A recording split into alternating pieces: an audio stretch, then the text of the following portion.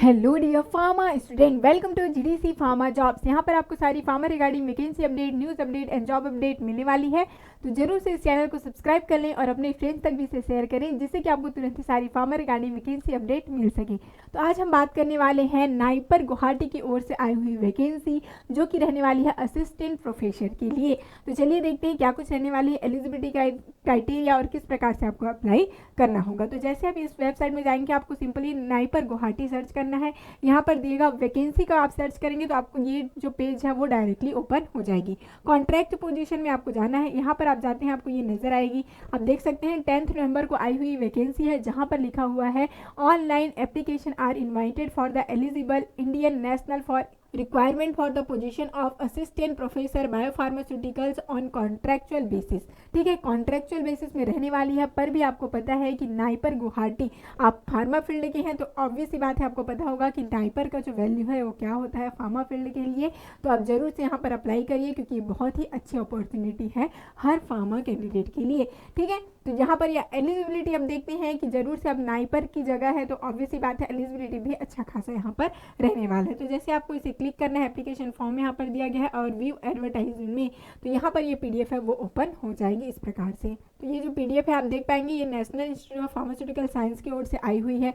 तो अब देखेंगे कौन से सब्जेक्ट के लिए यदि असिस्टेंट प्रोफेसर की बात करें तो दिया गया है बायो फार्मास्यूटिक्स। तो देख पाएंगे बायो फार्मास्यूटिकल जो सब्जेक्ट है, फार्मास्यूटिक्स का ही पार्ट होता है बायो फार्मास्यूटिक्स सब्जेक्ट, उस सब्जेक्ट के लिए दिया गया है यहाँ पर, जहाँ पर दिया गया है 2 पोस्ट एलिजिबल रहने वाले, 2 पोस्ट यहाँ पर दिया गया है असिस्टेंट प्रोफेसर के लिए। ठीक है, कॉन्ट्रैक्चुअल बेसिस में रहने वाला है। एज लिमिट देख सकते हैं 40 ईयर यहाँ पर दिया गया है। ठीक है, एप्लीकेशन की डेट स्टार्ट की बात करते हैं तो एप्लीकेशन डेट स्टार्ट हो चुका है 10/11 से।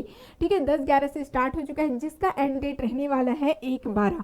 ठीक है, अब ध्यान दीजिए 1/12 है, इट मीन्स ऐसा नहीं सोचिएगा कि बहुत टाइम है। साथ ही साथ ये जो ऑनलाइन आपने एप्लीकेशन फॉर्म फिलअप किया है, जिसका फॉर्मेट आपको नीचे इस पीडीएफ में मिल जाएगा, उन सारे पीडीएफ को, सारे एप्लीकेशन फॉर्म को और जितने भी आपके डॉक्यूमेंट है, उन सारी चीज़ों को आपको क्या करना है, हार्ड कॉपी भी यहाँ पर सेंड करना है बिफोर जो आपका 11 दिसंबर है। ठीक है, 11 दिसंबर से पहले वहाँ पहुँच जाना चाहिए, इसीलिए आप ज़रूर से जल्दी ही फॉर्म को फिलअप कर लेंगे, जिसका लास्ट डेट है 1/12 जो दिसंबर की स्टार्टिंग में है। और साथ ही साथ हार्ड कॉपी को आपको सेंड करना पड़ेगा किससे पहले, 11/12 से पहले, मीन्स 11 दिसंबर से पहले आपको उसे सेंड भी करना है। ठीक है, ताकि वो 11 दिसंबर से पहले वो पहुंच जाए। अब आगे कुछ देखते हैं और क्या कुछ यहाँ पर एलिजिबिलिटी दिया गया है। तो ये तो बात हो गई कि कब तक हमें फॉर्म को फिलअप करना है। अब आप देख सकते हैं यहाँ पर पूरा पीडीएफ में दे दिया गया है कि क्या कुछ रहने वाला है एलिजिबिलिटी क्राइटेरिया।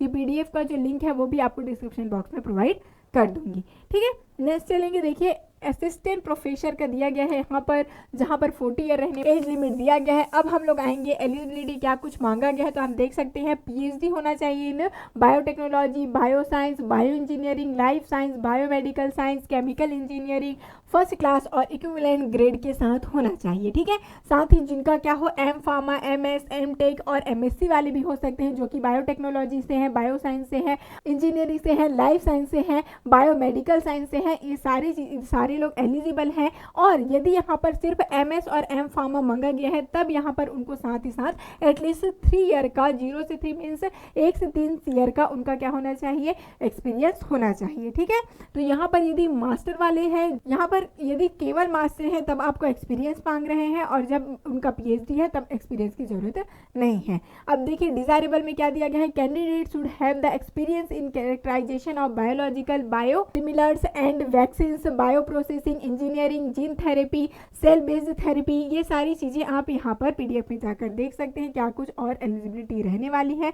मेनली आप कह सकते हैं कि अब ये अच्छी पोस्ट है, असिस्टेंट प्रोफेसर की है, वो भी नाइपर गुवाहाटी में, तो ऑब्वियस सी बात है पीएचडी रहना चाहिए। और यदि जिनका पीएचडी नहीं है, जैसे कि एम फार्मा, एमएस है, तो जरूर से उनको एक्सपीरियंस भी मांग रहे हैं। ठीक है, तो यहाँ पर आप इसे चेकआउट कर लेंगे। साथ ही साथ और कुछ क्या दिया गया है इस पीडीएफ में उसकी बात कर लेते हैं। जॉब डिस्क्रिप्शन मीन्स क्या कुछ रहेगा उनके जॉब में, क्या कुछ उन्हें करना होगा, इसकी बात करेंगे।